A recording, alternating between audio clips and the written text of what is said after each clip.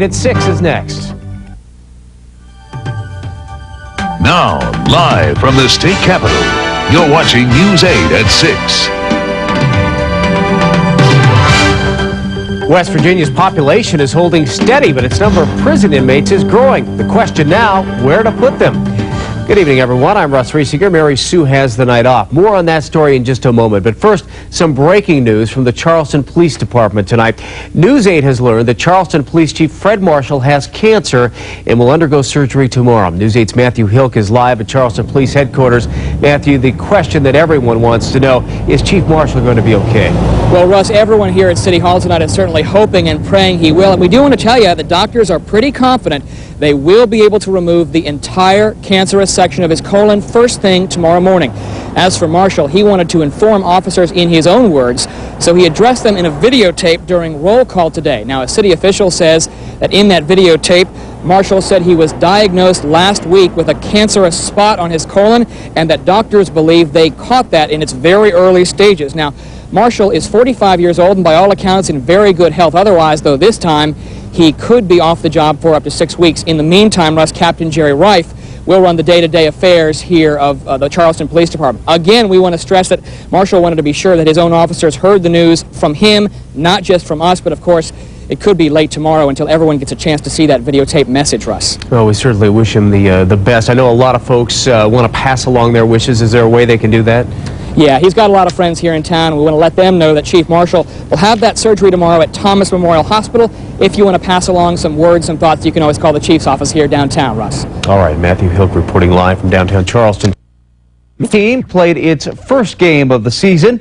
As we mentioned last year, there was a lot of talk that the LA Cats might be leaving. Now they're trying to revive minor league baseball here. News 8's Matthew Hilk is live at Watt-Pell Park. Matthew, at least it was a great night for a home opener. Yeah, Russ, we actually got a nail-biter here, too, tied up right now. They're still going in the 12th inning right now. And, you know, it seems like I can't remember the last time I was outside at 11 o'clock in shirt sleeves. So, yeah, great night weather-wise for a homeowner. Great enthusiasm from the fans here tonight. And the Cats do believe they have a great plan to make sure there's still something to do here for a long time to come.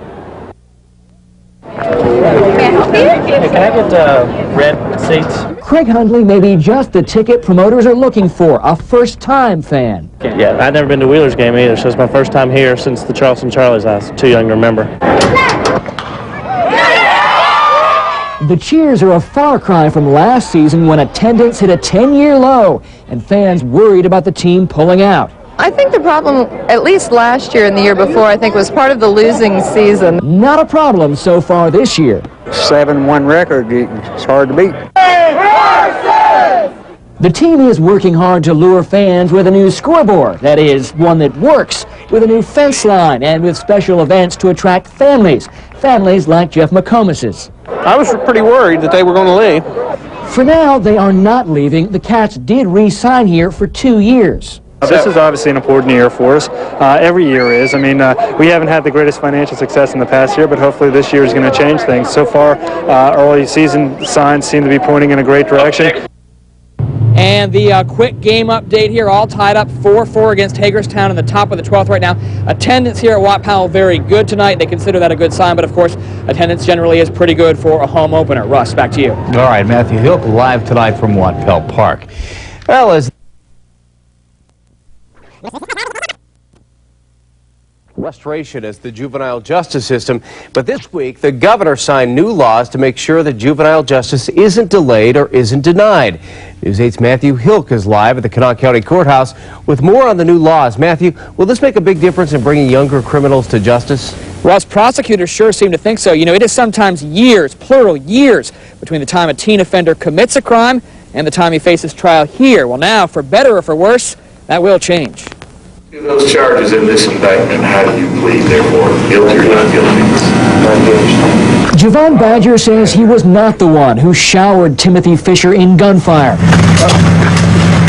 That murder was more than a year and a half ago. Badger was just indicted this week.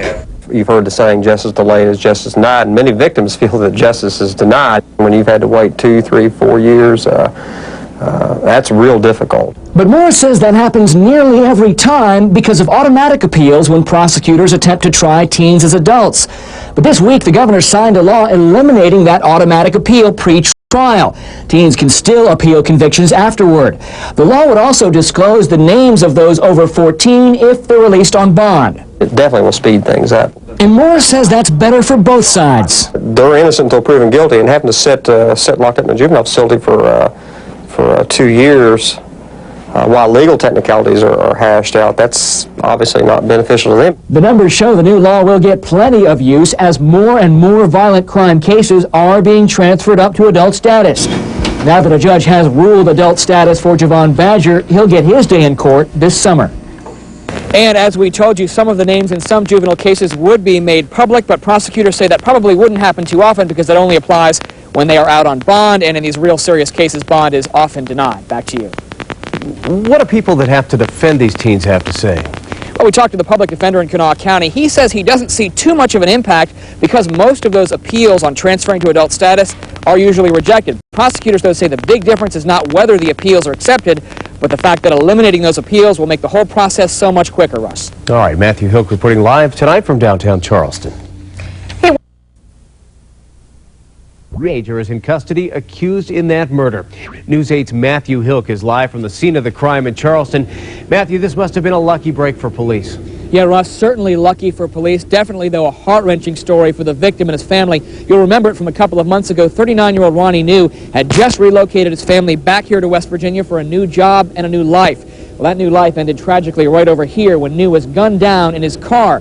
Today, Charleston police detectives arrested a 17-year-old and charged him with murder. Now, they'd been on the case for 2 months, but last night, detectives were working a domestic violence case when they got a tip leading them to the 17-year-old suspect.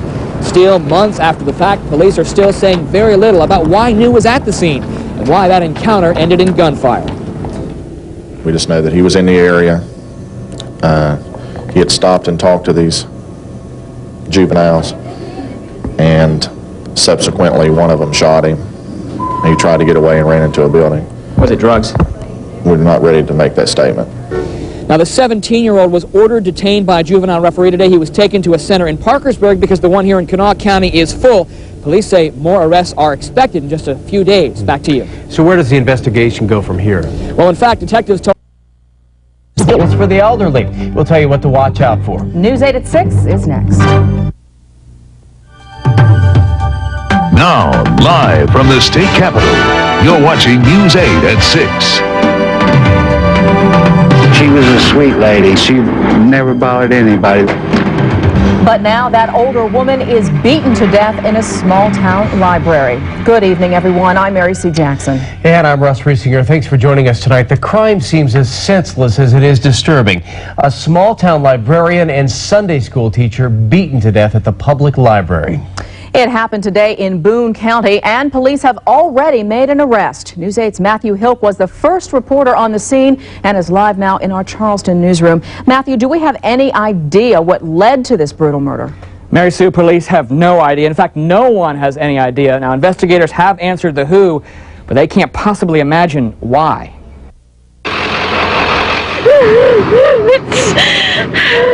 Don't think that. She wouldn't have hurt anybody. Everybody knew 61-year-old Nancy Williamson, and nobody can imagine who would want to kill her. So she didn't have an enemy in the world. She was just a nice, sweet old lady that wouldn't hurt a soul. Williamson was a Sunday school teacher and the longtime librarian here. She had been working alone, had tried to call 911 about an attacker, and was then beaten to death. An extreme amount of physical violence. Just a few minutes later, deputies responded to this intersection in Racine where they caught up with this car, and they think the people they're looking for. 21-year-old Danny Burnside is charged with murder, accused of beating Williamson with his hands and feet. Is your son guilty? No, I'm not. And he's not. Deputies say Burnside apparently caused problems at the library before and may have known the victim. On the other hand, everyone in these parts knew Nancy Williamson. They were home with mommies with their kids.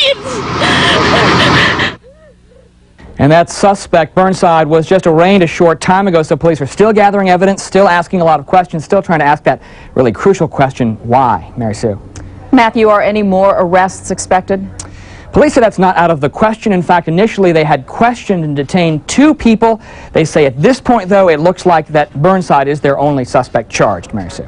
Quite a shocking story. Matthew Hilk reporting live tonight from our Charleston newsroom. A man convicted of killing an 80 at least for one local man, so they called 8 on Your Side for help. And our 8 on Your Side reporter Matthew Hilk is here now with some very important advice on service protection plans. Matthew, how do you know you are getting what you pay for with these? Well, through persistence. That is certainly what a Putnam County man will tell you. And we'll tell you right up front that GE did eventually resolve the problem, but the consumer here says he should never have had to go through all this. $123.97. That's what Bernard Tincher paid GE for service insurance on his refrigerator. You can see the canceled check right there.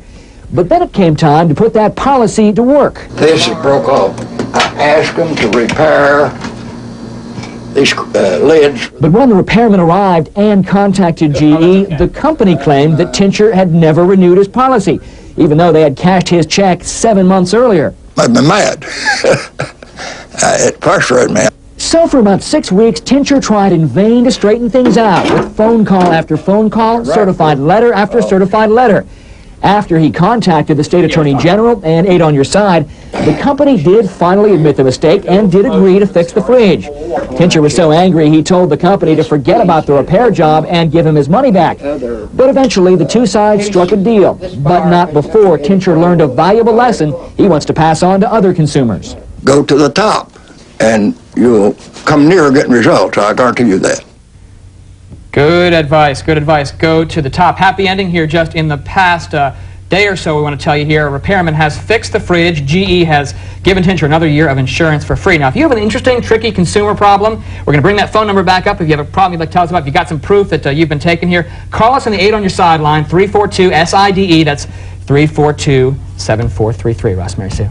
Okay, interesting. And what's GE had to say about all this? GE says, obviously, Mr. Tincher just fell through the cracks. They say that almost never happens, but they do point out there was a happy ending here. The good news is that everybody is happy now. It's just a matter of what he had to go through to get what he paid for in the first place. Took him a long time. Good to see it resolved, though. Yeah. Thanks, Matthew.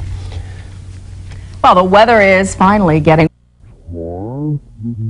into town, but when they arrived, it wasn't the welcome wagon who greeted them. News 8's Matthew Hilk is joining us now live from the scene of that bust here in Charleston. Matthew, how did drug agents zero in on this one?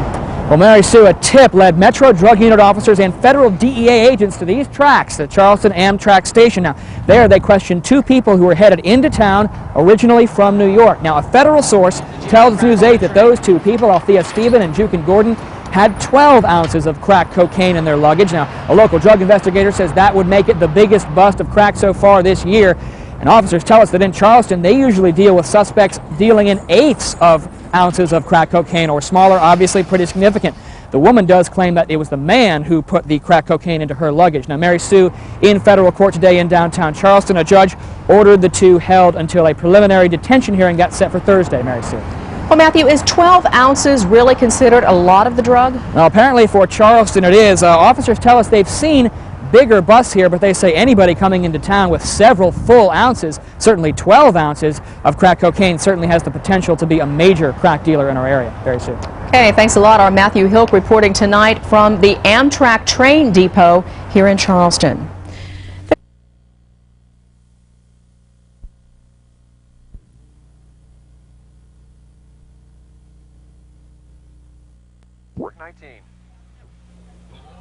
Years, News 8, Charleston.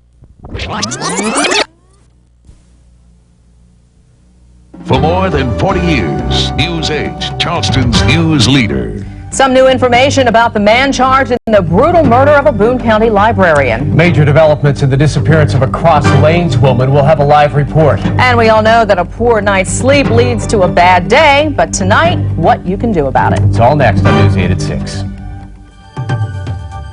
Now, live from the state capitol, you're watching News 8 at 6. I think he needs psychiatric help. I think he needed it for a long time. Many say this murder wasn't the first sign of trouble with this man, and many wonder if this could have been prevented. Good evening, everyone. I'm Russ Riesinger. And I'm Mary Sue Jackson. Thanks for joining us. Tonight, we know much more about the man accused of murdering a librarian in a small Boone County town. Police say Danny Burnside confessed to hitting and kicking 61-year-old Nancy Williamson to death. It happened at the Coal River Branch Library yesterday. Burnside's mother says her son is not guilty, and she says he is mentally disabled. Police are still not sure of an exact motive. But some say they saw this coming. There are a string of accounts accusing Burnside of strange or lewd behavior. News 8's Matthew Hilk is live in our Charleston newsroom tonight. Matthew, what are people saying today? Well, Ross, ever since yesterday's murder, people have lined up to tell us what a sweet, wonderful woman Nancy Williamson was. But they have also lined up to tell us that they, too, have had strange encounters with this suspect. The black ribbons match the mood and the dark sense of guilt. It's something that has been going on, and, you know, we've all been concerned. It's like I was telling some of the ladies, you know, you kind of feel guilty that you didn't do something. But Warren says she did try to do something 2 years ago. She filed a complaint accusing Danny Burnside of countless obscene phone calls. But she decided not to prosecute because she says she felt bad over Burnside's mental condition. And he gets his kicks out of tormenting women. And it seems to be professional women more than anyone else. I mean, here's both of us, two postmasters, just exposing himself, using obscene language. Burnside's mother defends him. Is your son guilty? No, I'm not. He's not. She told police that her son suffers a mental problem from a childhood injury. Police say they can't confirm that, but neighbors say they can believe it. I think he needs psychiatric help. I think he needed it for a long time. The head clerk at this library says she had to call police and county officials several times because Burnside would come in some weeks every day and just stand and stare at workers. But she says he never committed any crimes here until yesterday. The clerk says police gave him several phone numbers and told workers to call 911 if things ever really got out of hand. But by the time Nancy Williamson made that phone call, it was too late. And Danny Burnside is being held without bond in the South Central Regional Jail. A preliminary hearing for him expected within the next couple of weeks. Back to you. Matthew, a lot of people have talked about these strange encounters with Burnside. Does he have any kind of a criminal record? Well, the chief deputy told us as far as they can tell from what's available to them immediately, he does not have a record in the way of convictions or serious charges. It's more a matter of a lot of complaints filed verbally or in writing from residents to police in Boone County, Russ. All right, Matthew Hilk live tonight in our Charleston newsroom. Highway workers and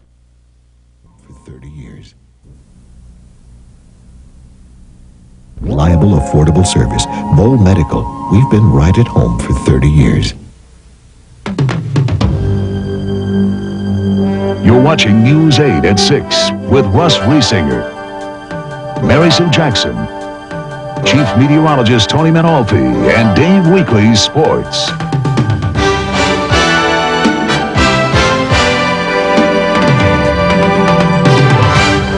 it is one of the most common complaints in rural areas around here, the need for better fire protection, not because of the fire departments, but because of a lack of fire hydrants. One community was promised those hydrants a long time ago, but still doesn't have them.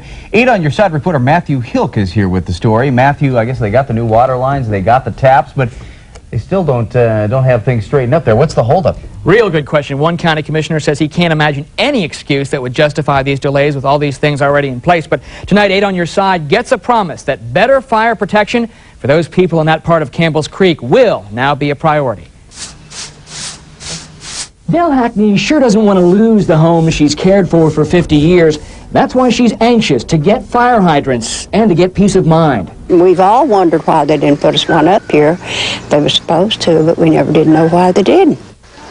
This was put in 2 years ago. A couple of years ago, the county and West Virginia American Water installed new water lines and installed these taps with the promise that hydrants were on the way. Those hydrants would mean better fire protection and cheaper fire insurance. It is savings of $250. Once the project started, it should be completed. I think the paperwork in a year and a half should have been taken care of. The county planning official in charge of the project says most communities in the Campbell's Creek area did get the hydrants as promised, but admits that Coal Fork was moved to the back burner and should not have been. He says the money is there and promises now to make the hydrants his priority. That's good news for Dennis Belcher, who has to look at this hydrantless tap in front of his house every day. Yeah, it don't make you feel very good knowing that you got it there, but you don't have it. Now, water company officials weren't available to talk to us today. They referred us to the county planning office, which, as we said, promised to put the issue on the front burner, so we will certainly keep the county's feet to the fire, so to speak, on this one. Well, Matthew, do they feel like they have poor fire protection up there? Not exactly. They say there are really no problems with the fire department in terms of response time, but of course those fire departments only have tankers, which means they need to use creeks, which the residents there say just is not enough to protect their homes. Now, if you have an interesting consumer problem and you've got the proof, get in touch with us. Let us know. Call the 8 on your sideline at 342-SIDE. That is 342-7433. Russ and Mary Sue, we are starting to get a lot of those calls, and we're trying to get to them as quickly as we can, but we're interested in hearing about your problems. All right. Thanks, Matthew. Well, vitamin E is getting an A for boosting the immune system of older people. Now, that's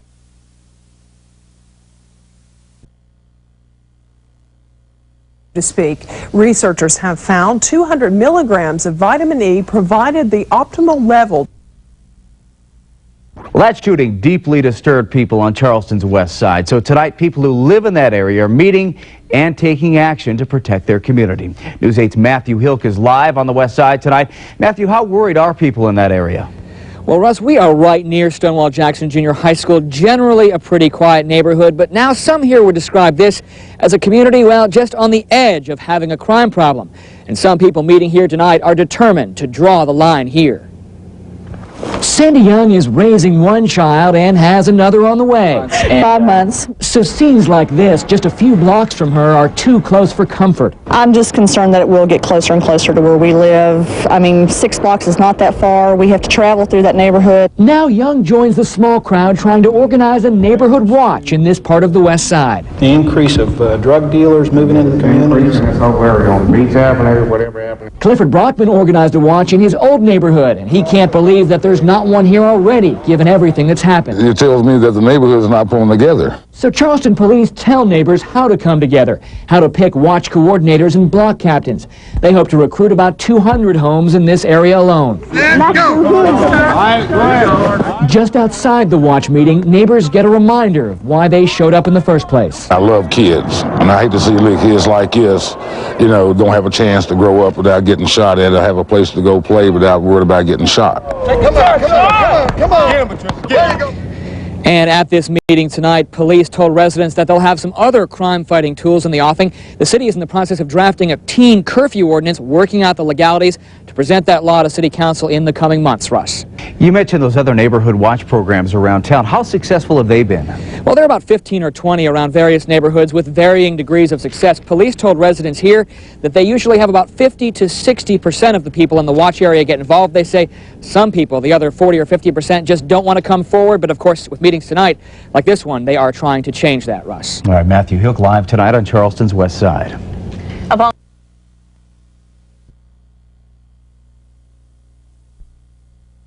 Especially with this high-tech equipment. Back to you. Boy, that is fascinating, and thanks for sharing that demonstration. Our Natalie Tennant live tonight in the Institute.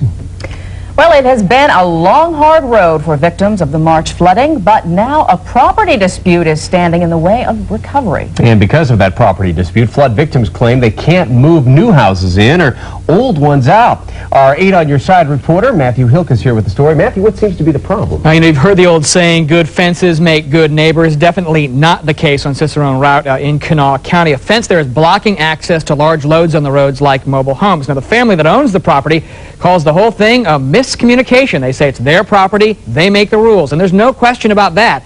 But flood victims there say that's not really the point. Time I got back, the water's already to the bottom of the trailer. For flood victim Gary Cooprider, the road to recovery ended at this bridge. You thought, well, I'm finally going to get to start over again, and then here something else comes up again. Cooprider bought a new mobile home, actually brought it as far as his street. But he had to take it away because movers couldn't get large loads onto this road. The problem is this fence, which is on private property. The back end of the mobile home has to stick up in his lot to make the swing come up this way. Like I say, we had somewhere between 2 and 3 feet of water. Several other people, like Dallas Harris, tell the exact same story. They can't bring in replacement homes. They can't get rid of ruined homes. So this one has to go, huh? This one has to go, yes, sir. Junk. Neighbors say they'd even offered to pay to move the fence to make room, but that they've been told no by property owner Handley Burdett. People that want to live up in your mobile homes, this guy's really holding them hostage. They can't get in, they can't get out. Burdett's wife, Frida, disputes that. She calls this a miscommunication. She says she'd be willing to have the fence moved if the work was done by the right company and if the neighbors pay a $500 cash fee. But the Harris family says they've offered to pay in the past and that Mr. Burdett told them he will not move the fence, period. You know, we're standing here, we don't have a home. We have one, but it's somewhere else. We can't get it in. You know, I'd be a neighbor.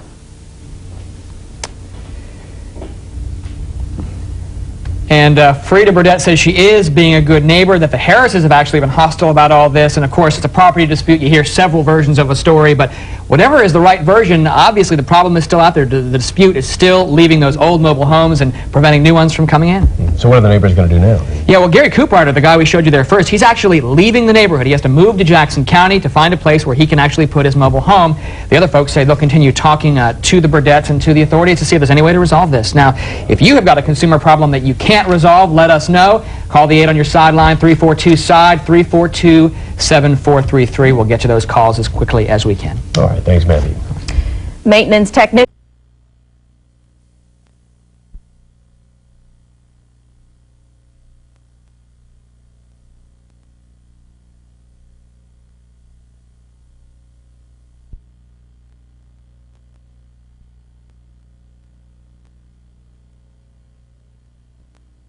When there's nowhere else to turn, I don't lose a baby over something that could have been fixed. I think the paperwork in a year and a half should have been taken care of. Sound like robbery. there's aid on your side. Use aid getting to the bottom of consumer problems and finding solutions. I'm Matthew Hilk. If you've got a tough consumer problem and you've got the proof, we want to know about it. Call the Aid on Your Side line at 342-SIDE. Learning the rules, doing the digging, finding solutions. WCHS-TV News 8 on your side.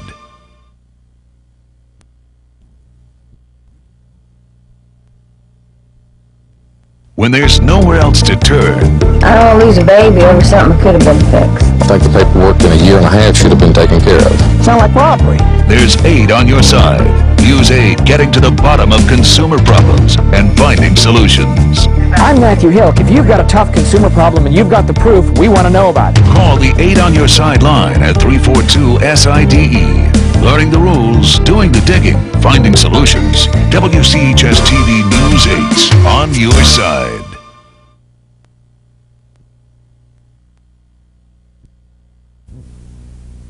Right, 8 on Your Side report focuses on some automotive education.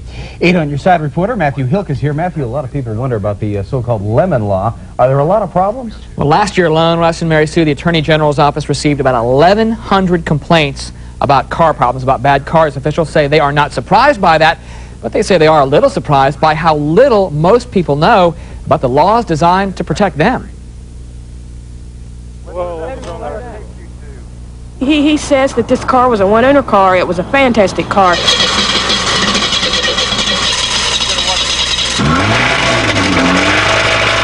The problem started as soon as Crystal Duncan bought this car. And it started making a real loud noise. The trunk filled up full of water. I had to go get rotors. I had to go get brake pads. Then the big one. The motor blowed up. Duncan says despite this 30-day warranty from the seller and despite 10 trips back to his repair shop, the dealer refused to admit anything was wrong. Now, like a lot of people, Duncan is a frustrated car owner looking to the law for help. I think most people don't realize that the lemon law just applies to new cars. In fact, our state's lemon law applies to new vehicles where the same problem has to be fixed 3 times in the first year or in the warranty period. In that case, the manufacturer must fix or replace the vehicle. But what about used car problems like Crystal Duncan's? Remember, Duncan had no express warranty, but all car purchases come with an implied warranty. The car should be fit to drive for a reasonable amount of time, and reasonable is based upon the mileage on the car, the price that's paid for the car, and the length of time. She says most conflicts come from disagreements over what is reasonable. While Murphy suggests that new car owners use the lemon law, used car buyers can file a complaint with the Attorney General's office or file a claim in magistrate court. Now, Russ and Mary Sue, she says that her biggest mistake was not having her own mechanic check the car out before she bought it. She said she won't let that happen again, and doesn't recommend that anybody else do that either. So what is the first step for people who do have complaints? Well, of course, the Attorney General's office recommends that you file a formal complaint with them. They have an 800 number, so you can do that, and there it is right there, 800-368-8808. Now, if you want to contact News 8, 8 on your side, with a consumer problem, we certainly want to hear about it. Call the 8 on your side line at 342-SIDE. That's 342-7433. We're getting a lot of those calls. We're getting to them as quickly as we can. Thanks, man. Well, in Hunting today, it wasn't new cars, but new housing that was a hot topic. The apartment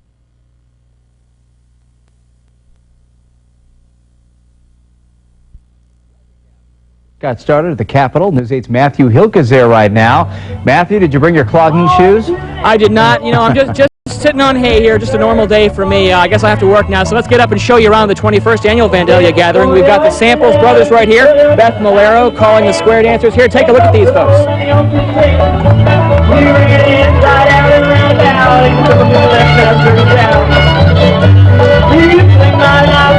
Best part of this, it's all free and it goes all weekend. Debbie Rainey is with us to give us a quick wrap-up of what we can expect over the next couple days.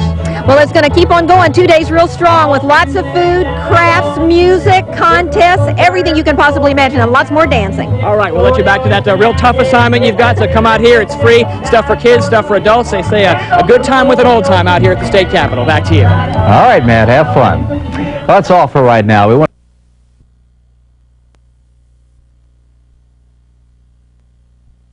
I did not, you know, I'm just sitting on hay here, just a normal day for me. I guess I have shoes. I did not, you know, I'm just sitting on hay here, just a normal day for me. I guess I have shoes. I did not, you know, I'm just sitting on hay here, just a normal day for me. I guess I have shoes. I did not, you know, I'm just sitting on hay here, just a normal day for me. I guess I have shoes. I did not, you know, I'm just sitting on hay here, just a normal day for me.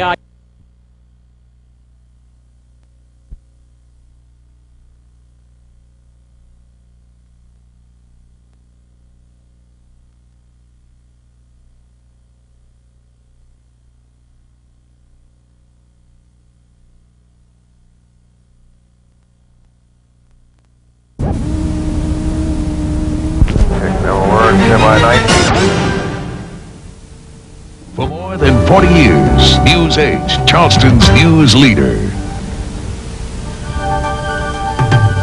Now, live from the state capitol, you're watching News 8 Night Desk. The waters continue to rise as an evening of rain leads to a night of flash flooding. We have live team coverage. Good evening, everyone. I'm Amy Schuler. Thanks for joining us tonight on the Night Desk. The rain began about 7 o'clock this evening and is still falling throughout much of our viewing area. There have been several reports of people stranded in their homes by rising water.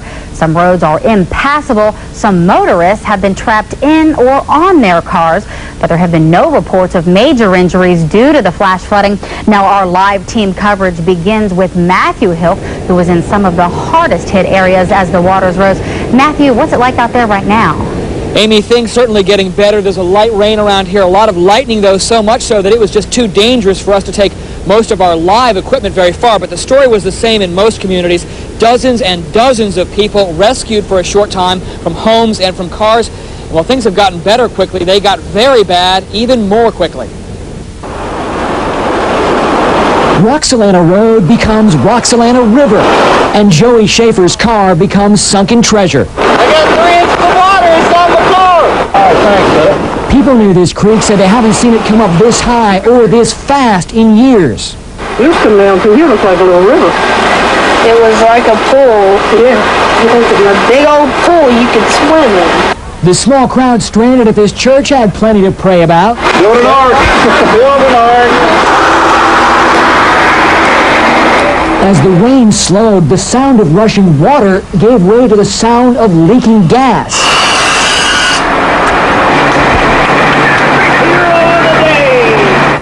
And while some people were still trying to get out of harm's way, others, like LMA Means, were already busy cleaning Mother Nature's mess. Now, officials in Dunbar tell us the danger has passed there now, but that is not the case in some communities. Just got off the phone with a dispatcher in Lincoln County. He says there are major flooding problems in the eastern part of Lincoln County. There is a report to dispatchers in Lincoln County of several people trapped on top of a car in danger of being swept away by water near the Coal River there. We have a News 8 crew on the way to that one. Amy, back to you. Some dangerous situations tonight. Thanks very much. Our Matthew Hilk reporting live tonight from Charleston. Emergency shelters are in place tonight in some areas for those who have been driven from their homes. In Sissonville, Aldersgate United Methodist Church is open for those needing a place to stay. And in Ripley, the Red Cross has set up a shelter at Ripley Baptist Temple. And we'll tell you as soon as we learn whether other shelters are opening up this evening. Our Martin Staunton is just back from that Sissonville area where he was at a shelter. Martin, what does the situation look like up there? People are just beginning to pour into the shelter that's been set up at the Aldersgate Methodist Church there on Sissonville Drive. We've got some video of the first people arriving there on the scene. As you can see, the first two women that came into the shelter, two elderly women, one lady had to be helped from the ambulance in there. The fire chief at the local fire department there in Sissonville tells me that the reports are getting worse and worse, as Matt pointed out earlier, and they've got a real situation on their hand. I talked to him about people who are worried about trying to get back into the area, about what they should do when driving on the road. Any attempt to cross unknown swollen water that's across the road should be absolutely prohibitive. Don't ever do that. If you can, make contact with those people and have them to stay in a location where they can be accounted for, either by neighbors or friends or whatever. And how busy have you guys been tonight? Well, it started out about 8 o'clock, that's 2000 our time, with localized flooding calls, minor rescue. This escalated up till the present time to be some severe flooding in some of our southern boundary areas, Canal 2 Mile, Woodard Drive, Kelly's Creek, areas that feed our western boundary, which would be Charleston city limits near Putnam County. And that was Chief Johnson with the Sissonville Volunteer Fire Department. Chief Johnson adds that for the folks that are living in that area, again, they're just moving the ones who've been dislocated by the flooding into the Aldersgate Methodist Church on Sissonville Drive. A shelter is being set up right there now as we speak. And again, Chief Johnson says it's like deja vu all over again. You might recall Sissonville was one of the areas hit hard by the March flooding, and they're hoping that it won't be that bad, but it's still escalating at this point. Amy? Some memories coming back to those residents. Thank you very much. Our Martin Staunton reporting live tonight. Well, our John Jacob continues our coverage. He's reporting now live from our weather center. John, what's the latest right now? Well, Amy, right now, showers continue to move over parts of southwestern West Virginia and moving their way up to western portions of West Virginia. We can expect probably several more hours of the potential of heavy rainfall, so be on the lookout, especially for those people in low-lying areas, also poor drainage areas. There's that potential for, again, high water, so don't go outside tonight. As far as what's going on locally, you can see most of the I-77 corridor is the problem area. Those showers are continuing to move from the south to the north. Now, we do have some flood warnings in effect right now. Let's check them out. Again, flood warning right now until 11:15 p.m. for Wood County. Another flood warning until 12:45 a.m. in Washington County, that's in Ohio, Jackson County, Roane County, and McDowell County. Again, that's until 12:45 a.m. Flood warning in effect until 1:45 a.m. for counties Lincoln, Boone, Logan, Wyoming, Fayette, Raleigh. Added to that list is Kanawha County and Putnam County. Again, that flood warning is in effect until 1:45 a.m. Now, emergency crews continue to warn people the biggest killer in floods is trying to drive your vehicle across high rising waters. Don't do it. If you have to go out, drive safely. Stay away from high rising waters on the roadway. Back to you, Amy. Okay, we'll have more from John in just a little bit. Well, flash flooding is most dangerous, obviously, at night when your vision is limited, and most flash flood deaths do occur in automobiles. Some tips to remember if you must be out: don't attempt to cross bridges, dips, or low spots if water cover the roadway.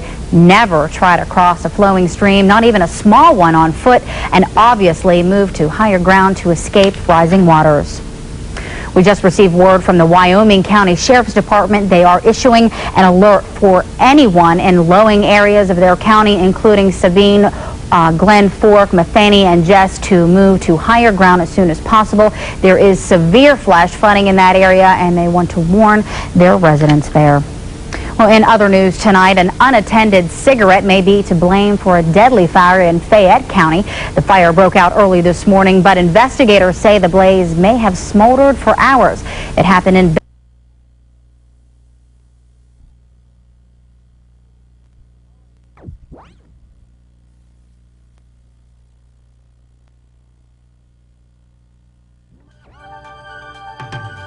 Now, live from the state capitol, you're watching News 8 Night Desk.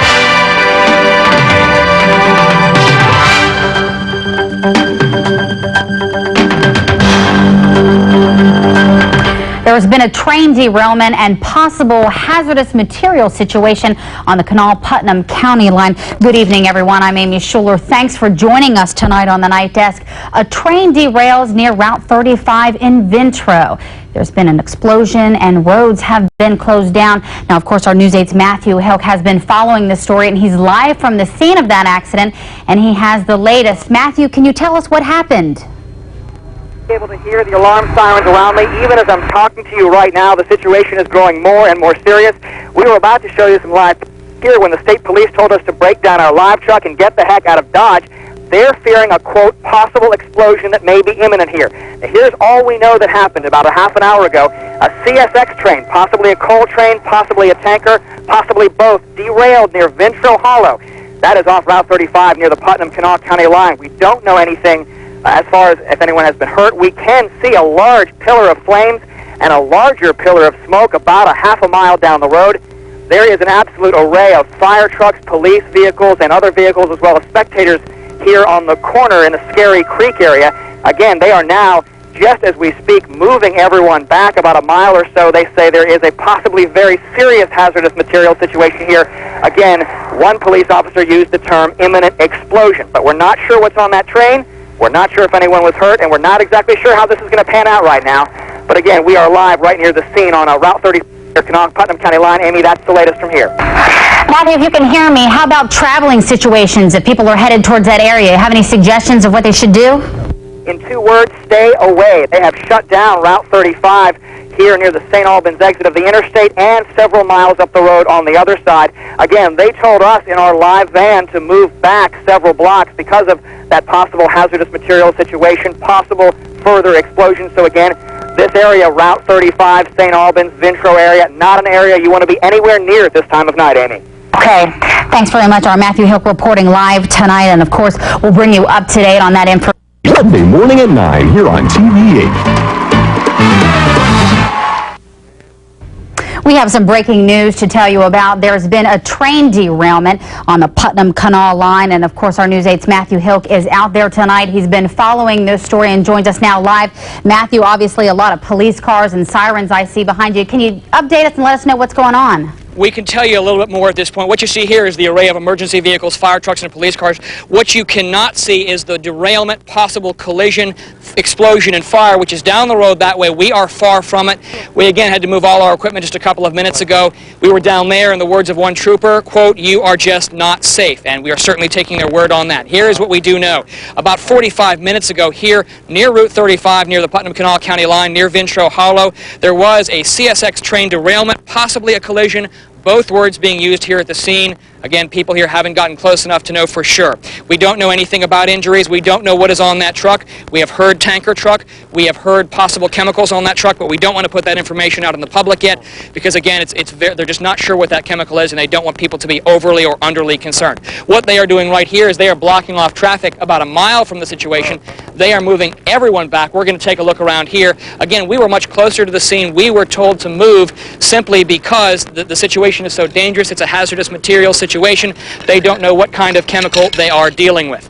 Again, we don't know if anyone has been hurt. We don't know what is on that truck. All the people that you see here, we have tried to get answers from them. They've tried to get answers for us. Most of them simply cannot get close enough to the scene just yet. So it's a developing situation, we are told, and we're told we'll have some more information from the state police here at a staging area near the scene in a short while. Amy. Okay, we'll be sure to get back with you on that. Thank you very much, Matthew. Well, right now we're going to head to John. Did their fantasies come true? Find out next Jerry Spring. Sunday morning at 10 here on TV 8. When you... As far as I go. As far as I go. All right, Amy, what you're seeing is a braking situation unfolding right here. We are being moved back along with several other people over here. A trooper now telling us that everybody's just got to move back here as we wanted to update you on the situation here near Vintro Holler off Route 35 near the Putnam-Kanawha County line. We have now been told by one Putnam County Sheriff's deputy that in fact we had a two-train accident, possibly one train hitting the back of another train, and that in fact there may be a hazardous chemical involved. And we've got a firefighter here on the scene. Can you tell us anything? We've got people who want to know what's going on here. We don't have any information to release right now. We all have to get back to second stoplight right now. Very hazardous situation? I can't come. Okay. Obviously, we've got to move. The folks here have got to move, and we'll have the latest for you on this braking situation as it develops, Amy. Okay, thank you. Matthew Hilk reporting live tonight. Now, of course, if you're just joining us or if you're just catching it, there has been a train derailment near Route 35 close to Vintro Road. There has been an explosion and roads have been closed down. Our News 8's Matthew Hilk is, of course, live at the scene, and we'll have more on that story coming up tonight or tomorrow morning on News 8 at 6. And, of course, that just happened around...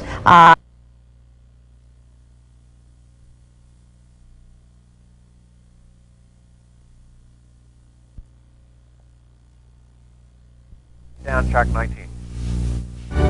Winner, Associated Press Best Newscast. You're watching WCHS-TV News 8, Charleston's news leader.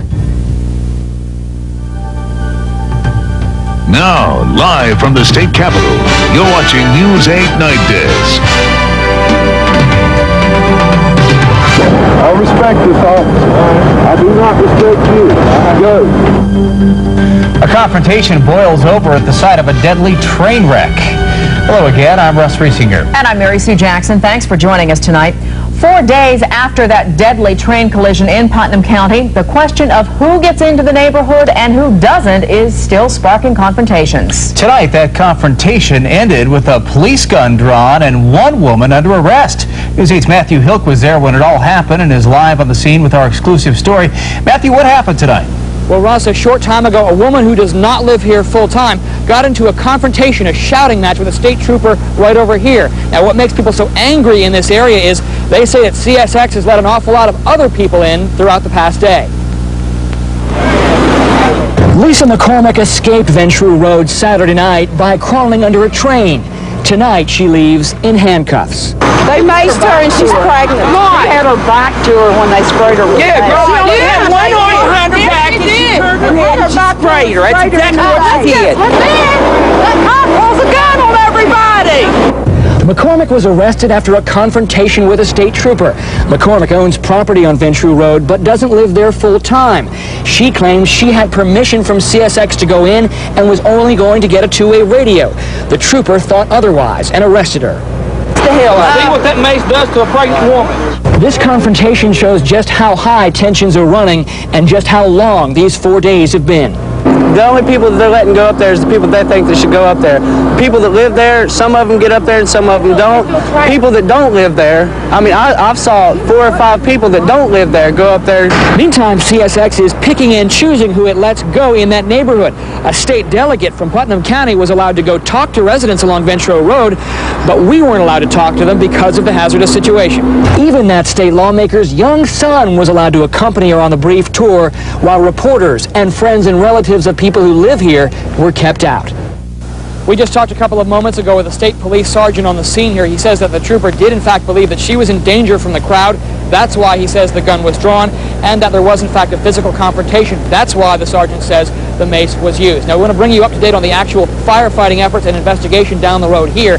They are in what is called a holding pattern right now. They've attempted to use nitrogen to let that fire burn out through the day, but they have had roadblocks all throughout the day as far as the investigation. The NTSB now mulling over evidence from a CSX investigation of the signals showing they were working.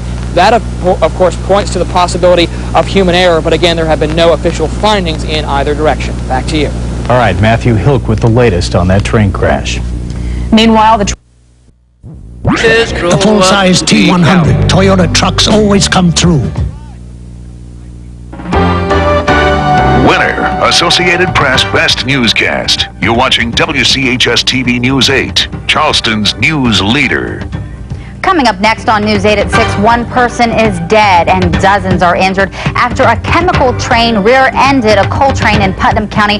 We'll have live team coverage. Also, hundreds of people were forced out of their homes and into emergency shelters after that train crash. We're going to tell you how those folks are dealing with that disaster, and we'll tell you what type of chemicals were involved in that crash. News 8 at 6 starts right now. Now, live from the state capitol, you're watching News 8 at 6. The wake of a chemical collision leaves hundreds forced from their homes, one person dead, and one big question: how could this happen? Good evening, everyone. I'm Amy Schuler. Thanks for joining us tonight. It happened late last night in the Scary area near Route 35 in Putnam County. We can now take a first look from the air at the wreckage of the two trains. This is the scene today after last night's collision between a coal train and a train carrying chemicals that set off an explosion and a fire. The accident killed one CSX railroad worker and left two others injured. Now 7 people were sent to the hospital complaining of headaches and chest pains. Most people who were forced into shelters overnight are now being allowed back into their homes. A shelter-in-place order was finally lifted this afternoon, but of course the emergency situation is far from over in Putnam County. News 8's Matthew Hilk is live along Route 35 right now, where crews are still blocking traffic near that scene. Matthew, what's the word out there right now? Well, Amy, nearly a full day after the accident, we are finally being told that the air around here in this part of Putnam County is in fact safe according to air quality tests. But the situation a little bit down the road is definitely not safe. That fire is still burning, and for the people who live in this area, it has been one long night and one long day. Helen Gibson wasn't scared by the flames and smoke. She was terrified knowing her 6-year-old son Bradford was trapped in the evacuation area. Today's my little boy's birthday. He's 6. He has cystic fibrosis and epilepsy, and he's up at Holler. The sound of sirens and the glow of a chemical fire filled the air. CSX says a 93-car chemical train hit the back of a loaded coal train near Ventro Crossing. One worker was killed, 2 were injured. Many other people showed up at emergency rooms complaining of breathing problems. Still others were forced to shelter in place. Sulfuric acid, hydrogen peroxide, and we also had sodium hydroxide. But CSX says only one chemical tanker burned. It contained acetaldehyde, a flammable, poisonous chemical. All day, environmental contractors worked to remove thousands of gallons of the acetaldehyde, while CSX began to work to figure out how this could have happened. This is an unfortunate incident, obviously, for the community, but it's even more unfortunate for us because we've lost one of our own, one of our engineers. But also, let me say that rail transportation in the country is the safest mode of transportation out there. As for Helen Gibson, her nightmare is over. And we are back here live near the scene on Route 35 in Putnam County looking at the fire department command post. We're going to take a quick look around here. If you take a look over here near these other firefighters, you can see the DuPont hazardous materials truck. They have been checking things out. As we say air quality tests do in fact show that the air here is safe. As far as this rain, we asked a firefighter, what does this mean for the acetaldehyde on board? He says it's a neutral factor. There was some worry early on that the rain may cause some chemical problems, but in fact they say it really isn't causing any problem, and it really isn't helping things either. As for traffic, it could be a full day before these roads, this part of this road, are finally back open. Amy. Okay, so a little bit of good news there. Thanks very much. Our Matthew Hilk reporting live from Route 35 tonight. Well, of course, it was a long night and a long day for more than 100 people who were forced from their homes. It may have been a freak accident, but that's little comfort for the residents of Ventro Hollow. News 8's Eric Wells continues now our live team coverage at the scene of that accident. Eric. Amy, this wasn't the only deadly accident that has taken place at this location, but after last night's deadly collision, residents are determined to make it the last. This isn't the first time tragedy has struck at the entrance of Ventro Hollow. Last January, 19-year-old Sean Stone was killed when his car was struck by a train. And then there was Saturday night's collision and explosion. My husband used to be a volunteer fireman, and he just said, get dressed and let's get out of here. And this is where Linda Wilson and dozens of people spent the night. Eastbrook Elementary was quickly converted to one of 2 shelters to treat the sick else that is wanting to go to the hospital and comfort the young. You're probably going to spend the night here, though. But we'll find you a place to lay down and go to sleep, okay? You don't have to worry about that. But this is exactly the nightmare that many of these residents have been worrying about for years. There's only one way in and out of Ventro Hollow, and when the trains collided, that entrance was blocked. We had to get down on our hands and knees and crawl under that train. And there was nobody there to help us. Nobody. There was no rescue people, no fire department, no anything to help us underneath that train. These elderly people had to crawl under there by themselves. Now, Sharon Robertson was one of the lucky ones. She was able to get out. There were others up that hollow who had to simply shelter in place in their homes because rescue workers simply could not get to them, Amy. Eric, what do residents want to see happen there? They'd like to see another access road. They're saying that if there's another access road, they would have never been stuck in that location and everybody in that hollow would have been able to get out. Now, finally, they are allowed back in there this evening, but some residents are complaining that they're basically prisoners. They're allowed back up in their homes, but they're not allowed back out, Amy. Still a tough situation to deal with. Thank you very much. Our Eric Wells reporting live from the scene of that accident. Well, 2 major questions remain. How did this crash happen, and what chemicals were on board? Our News 8's Bob Aaron joins us now live from our Charleston newsroom. He toured the crash scene this afternoon from an airplane. Bob, from what we've seen, the damage appears to be really extensive. Yes, it does. Even from an altitude of 2,000 feet, which was as low as we were allowed to go here, you can see the destruction that was caused by this crash. 2 trains were involved. One was a coal train. It was coming from Logan going to Rocky Mount, North Carolina. The other one that had the chemical cars on it was on its way from Russell, Kentucky to Richmond, Virginia. Now, they were both on the same track going in the same direction. According to railroad officials, they've been cleared to go 50 miles an hour through that area, and that the coal train, for some reason, apparently was stopped, although that's not exactly clear yet. And then the collision took place. We really don't know why that happened. Now, there were several chemicals involved in this accident, but really only one we need to worry about. That's acid aldehyde. That's the one that was on fire and is still burning in a few small hot spots. It's a colorless, flammable liquid. The tank car was full of this chemical, and about 10,000 of the 20,000 gallons burned. The cleanup plan is to put out the fire, probably with some type of dry chemical, and load the chemical into another rail car or truck. Officials say there is no danger to the public from this chemical at this point, but in general, breathing it can irritate the respiratory system, the skin, the eyes, and the cardiovascular system. The standard hazmat guide indicates that this chemical is poisonous if breathed or absorbed through the skin and can cause dizziness and suffocation. But again, officials are saying that there is no danger from the chemical at this point. And air quality tests showed it was safe for people in that area, to return home. Bob, what was that chemical used for? Well, it has a variety of uses, and actually it shows up in some common areas in nature, like in coffee, ripe fruits, and in cigarette smoke. But it's used as a base chemical in the chemical industry to produce other chemicals. And I don't think we're exactly out of it. In 1989, they produced something like 740 million pounds of it here in the United States. Still pretty serious stuff. Thank you very much. Our Bob Aaron reporting live from our Charleston newsroom tonight, team coverage. Well, of course, the winds and the rains caused a little bit of problems late last night, but will the weather have any effect on those residents in that area today, John? Yeah, really the big concern now is any smoke or any type of fume that might have been emitted from that fire. As far as the wind is concerned, is it coming in your direction? Well, let's check out this panel that I've created. Right now, the winds are out of the light winds out of the southeast. And any smoke or fume will be blown again to the west and northwest of Charleston. So any of those areas northwest or west of Charleston, you could be in the path of any fume or any smoke. And if you want to check out to see if it is harmful, and again, we have reports that the air quality people are out there. They say it's not, but if you're concerned, air quality people say it's fine, you're okay, yeah, it's but not if you're damaging. Concerned, you might give them a call and just make sure.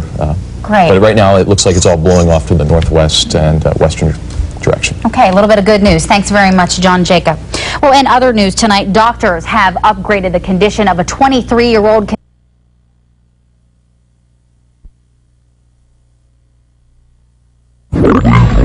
With 1-800-590-4217. 1-800-590-4217. Sorry, no HMOs, please.